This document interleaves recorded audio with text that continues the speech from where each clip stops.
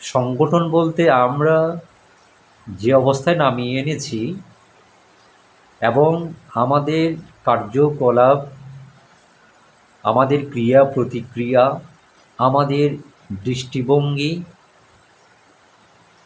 আমাদের মন মানসিকতা দোষে আজকে গণমানুষের, সমাজের সাধারণ মানুষের ধর্মীয় সংগঠনগুলোর প্রতি তেমন সুদৃষ্টি নেই বললেই চলে।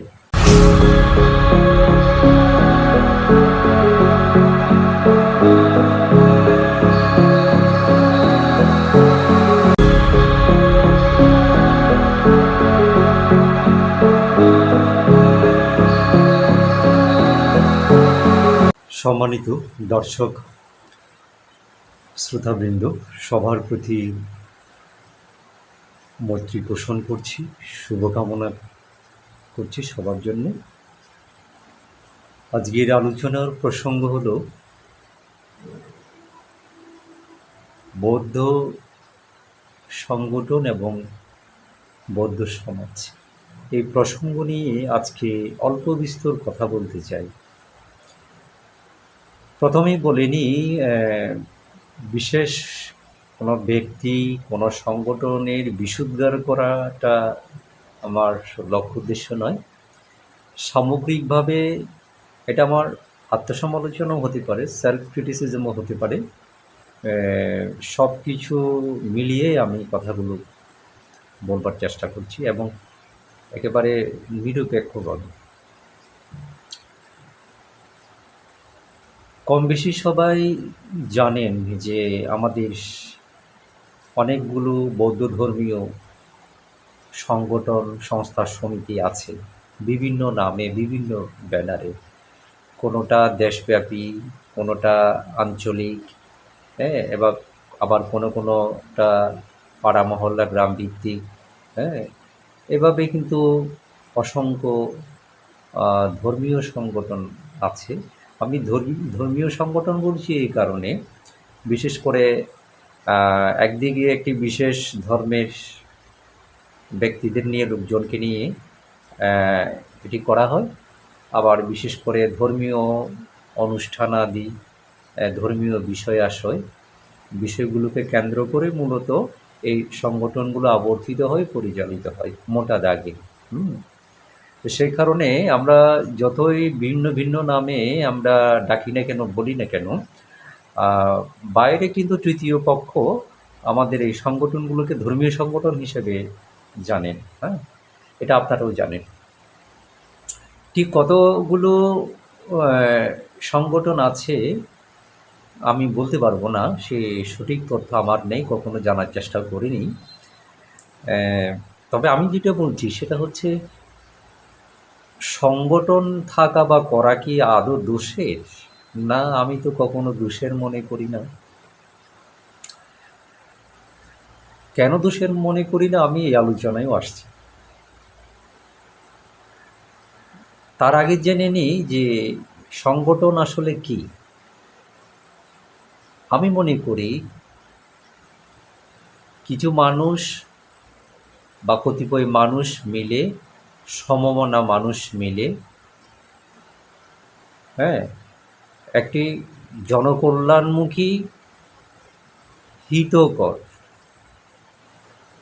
কোনো লক্ষ্য উদ্দেশ্যকে বাস্তবায়ন করার জন্যে, জনকল্যাণ করার জন্যে কিছু ব্যক্তি যদি সংগঠিত হন, এক ছাতার নিচে আসেন, সেটাই হচ্ছে সংগঠন।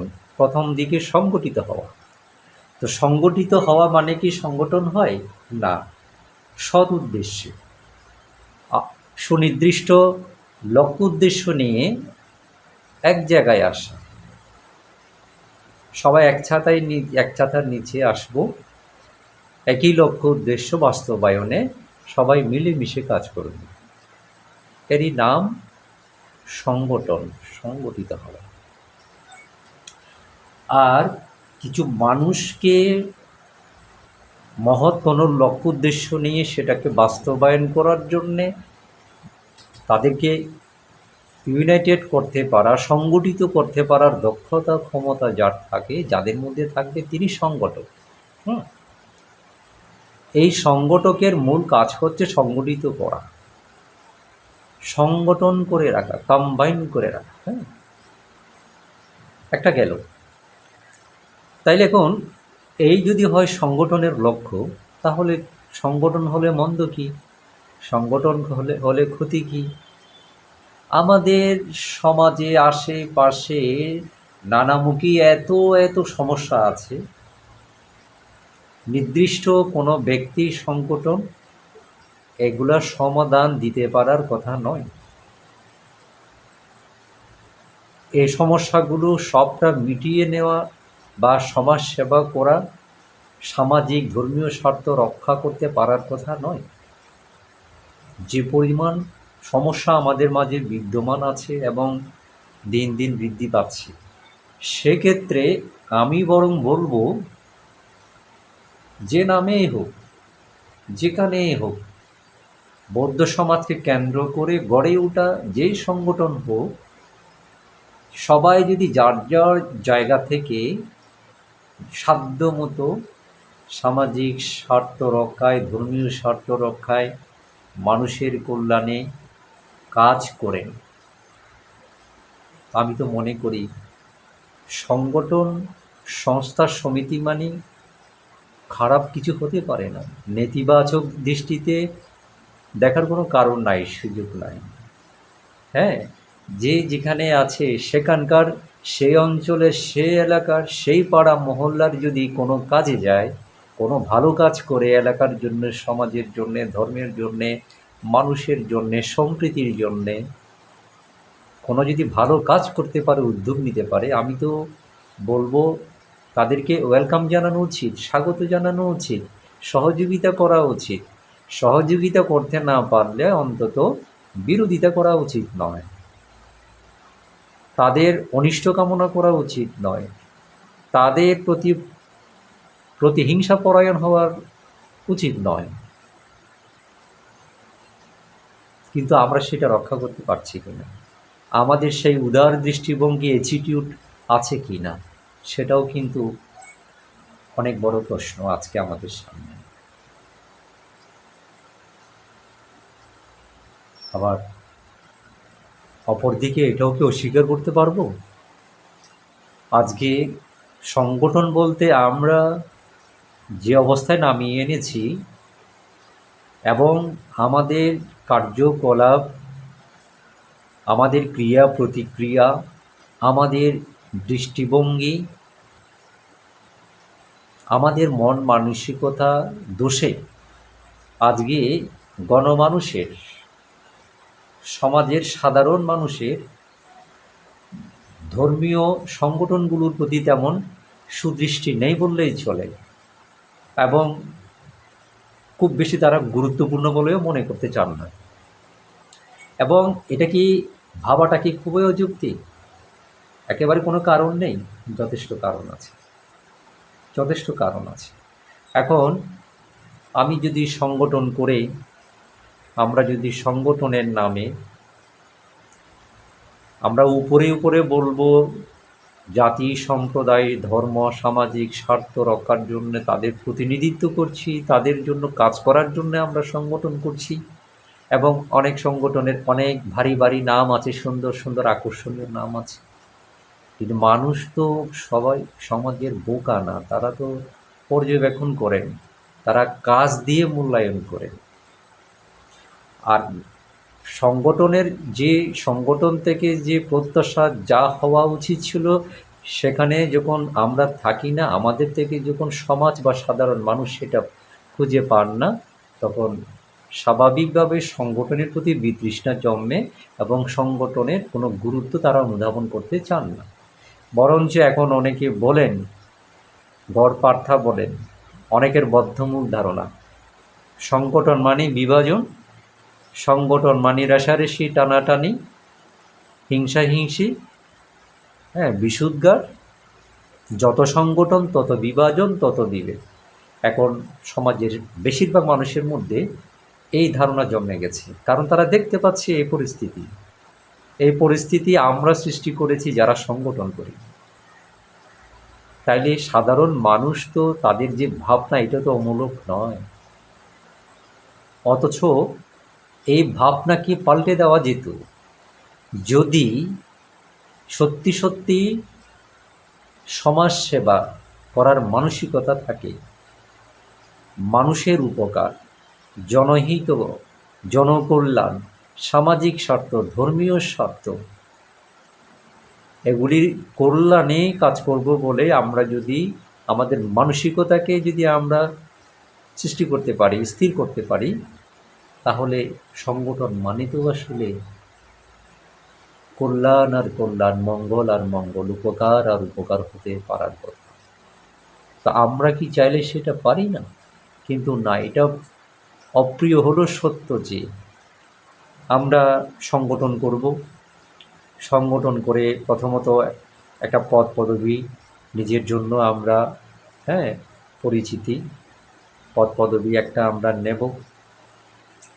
তারপরে সেটাকে খাটিয়ে বিভিন্ন ধর্মীয় অনুষ্ঠানে যাব, অতিথি হব, হ্যাঁ, আমরা বক্তব্য দেব, তারপরে অনেক লম্বা চড়া আমরা উপদেশ দেব, কথা বলবো, সেটা একটা আছে।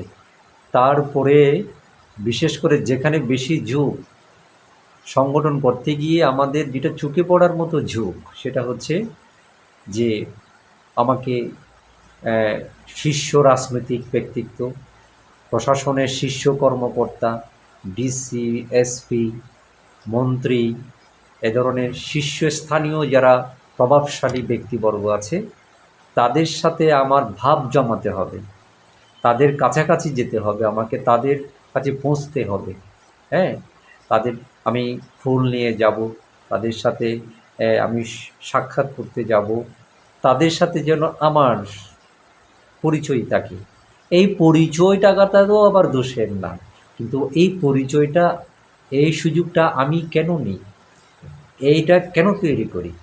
এটা কি আমি সত্যি আমার যেই অর্থে আমি সমাজের প্রতিনিধিত্ব করছি বা কোনো এলাকার প্রতিনিধিত্ব করছি বলে মনে করে সেখানে যাচ্ছি, আদৌ কি মোটা দাগে সমাজের জন্য, সবার জন্যে আমি সেরকম কিছু করি?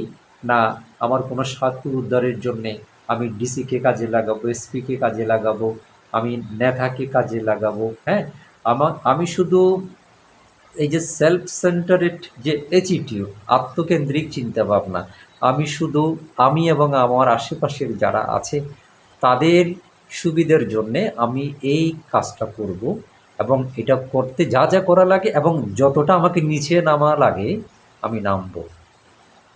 এখন এগুলা দেখতে দেখতে দেখতে না মানুষ ত্যক্ত বিরক্ত হয়ে গেছে, যার কারণে এখন আর সংগঠন, বিশেষ করে বৌদ্ধ ধর্মীয় সংগঠন বললে মানুষ, হ্যাঁ, একেবারেই তুচ্ছতাচ্ছিল্য করে সেটাকে দেখে, হ্যাঁ, একদম নেতিবাচক একটা ধারণা পোষণ করে আছে সমাজ। এখান থেকে কিন্তু আমাদেরকে বের হয়ে আসার চেষ্টা করতে হবে। হ্যাঁ, হ্যাঁ, মানুষের কাজ করতে গেলে, জনকল্যাণে কাজ করতে গেলে বর্তমান যে প্রেক্ষাপটে আমরা আছি, বর্তমান বলতে আমরা যে পরিস্থিতির মধ্য দিয়ে যাই গোটা বছর, আমাদের অবশ্যই প্রশাসনিক সহযোগিতা লাগবে, আমাদের প্রভাবশালীদের সহযোগিতা লাগবে, নেতা নেত্রীদের সহযোগিতা লাগবে, হ্যাঁ, তাদের সাথে ভাব রাখা, তাদের সাথে যোগাযোগ রাখা, তাদের সাথে জানাশোনা রাখা, এটা দোষের না। কিন্তু সমস্যা এক জায়গায়, আমাদের সংগঠন করার মূল লক্ষ্য উদ্দেশ্য কেন এগুলো হবে? মূল লক্ষ্য উদ্দেশ্যে কেন আমার এগুলা হবে? হ্যাঁ, এটাকে আমি আমার একটা সংগঠনের স্বার্থে, সমাজের স্বার্থে একটা অংশ হিসেবে নেব এবং মেনটেন করব।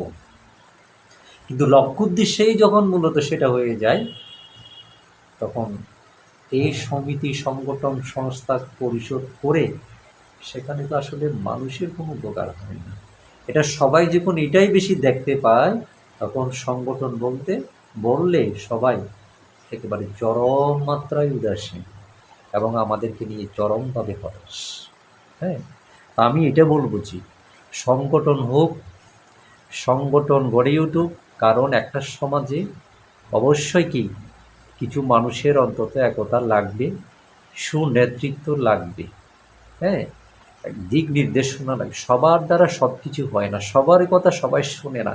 যার দ্বারা বা যাদের দ্বারা সেটা সম্ভব তাদেরকে অবশ্যই এগিয়ে আসতে হবে। এবং সমস্যাটা ওই জায়গাতে যে আমরা মহৎ উদ্দেশ্যে, সমাজসেবার উদ্দেশ্যে, জনকল্যাণের উদ্দেশ্যে আমরা করছি না। সমস্যাটা ওই জায়গাতে, সমস্যাটা ওই জায়গাতে। আজকে আমরা যদি পরস্পরের বিষুদ্গার না করে, পরস্পরকে ফেলে দেওয়ার চেষ্টা না করে, টেক্কা দেওয়ার চেষ্টা না করে, ক্ষতি করার চেষ্টা না করে, সবাই যার যার জায়গা থেকে যদি সাধ্যমতো যদি আমরা অল্প অল্প করে 2-4টা করে করে হলে যদি সমস্যার সমাধান করতে পারতাম, মানুষের বিপদে আপদে এগিয়ে যাই, আমরা কাজ করি, তাহলে সবাই যার যার কাজ করছে এবং নিজেদের দ্বারা কারো না কারো উপকার হচ্ছে। তাইলে সংগঠনের নামে কিছু মানুষ একত্রিত হয়ে তাদের যে মেধা, শ্রম, অর্থ এই যে যাচ্ছে ত্যাগ করতে হয়, এগুলি কারো না কারো কাজে যেত। এখন সেটা না হয়ে যদি শুধুমাত্র ব্যক্তিগত স্বার্থ চরিতার্থ করার জন্য হয়, তাহলে সংগঠনের প্রতি মানুষের যে উদাসীনতা, নেতিবাচক দৃষ্টিভঙ্গি, এটা কখনো মানুষের শুধরাবে না, পরিবর্তন হবে না। এবং এটা পরিবর্তন করার দায়িত্ব যারা সংগঠন করেন তাদের। আমি নিজের কথাও বলি, আমি জানি আমি কেন বৌদ্ধ সুরক্ষা পরিষদ করেছি। আমি যদি সত্যি সত্যি লক্ষ্য উদ্দেশ্য পূরণ করতে না পারি বা কাজ করতে না পারি, আমার কথা হচ্ছে সুরক্ষা পরিষদও থাকবে না। কাজ করতে হবে। আমরা জানি সব সমস্যার সমাধান দিতে পারবো না, সব কিছু আমাদের দ্বারা হবে না, কিন্তু যেটা আমাদের দ্বারা হবে সেটা আমরা মুখ ফিরিয়ে থাকতে পারবো না। আমাদেরকে কাজ করতে হবে। আমরা সেই জন্যেই তো আমরা এই পরিষদ করেছি, এই জন্য আমরা এক জায়গায় এসেছি কিছু মানুষ, তাই না? শত বাধা প্রতিবন্ধকতাকে ডিঙিয়ে আমরা আজকে এই পর্যন্ত আছি। আমাদের ত্রুটি বিচ্যুতি স্কলন নেই আমরা বলবো না, অগপরে স্বীকার করি, দায় নিচ্ছি, কিন্তু চেষ্টা করছি, এটা অনেস্টলি বলতে পারবো। সেরকম অনেকেই চেষ্টা করছেন, কিন্তু আমি বলছি মোটা দাগের যে পরিমাণ সংগঠন পরিষদ আমাদের আছে সে পরিমাণ কিন্তু সমাজ কল্যাণ হচ্ছে না। না হওয়ার কারণটা হচ্ছে আমাদের আত্মকেন্দ্রিক চিন্তাভাবনা। ওখান থেকে আমাদেরকে বেরিয়ে আসতে হবে। কোল কিনারা অঞ্চল, ব্যক্তি, গোষ্ঠী এসবের প্রাচীর ডিঙিয়ে জনস্বার্থ, জনসেবা যে অর্থ, সেই দৃষ্টিভঙ্গি নিয়ে আমাদেরকে পরিষদ সংগঠন করতে হবে। অনেক কথা বলার ছিল, আলোচনা দীর্ঘায়িত হলে ভিডিও অনেক দীর্ঘায়িত হয়ে যায়, তো আর আলোচনায় গিয়ে নিতে চাই না। আমার কথাগুলো শুনবার জন্যে সকলের প্রতি আমি ধন্যবাদ জানাচ্ছি, কৃতজ্ঞতা জানাচ্ছি। শুধু কথা পিঠে কথা কিংবা শুধু কথা আর কথা হিসেবে না নিই, কথার কথা হিসেবে না নিই, এই কথাগুলো আসলে যুক্তিকতা আছে কি না, এখানে কিছু ঘেটে ঘুটে দেখার নেয়ার আছে কি না, একটু নিরপেক্ষ দৃষ্টিতে চিন্তা ভাবনা করে দেখবেন। আমার মনে হয় এই গর্ত থেকে আমরা উঠে আসতে পারলে এই সংগঠনগুলো যেখানে ছোট বড় হচ্ছে সবগুলো দ্বারা কিন্তু সমাজের কোনো না কোনো জায়গায় কারো না কারো উপকার হবে, সেই প্রত্যাশায় রইলাম। সবাইকে অনেক ধন্যবাদ।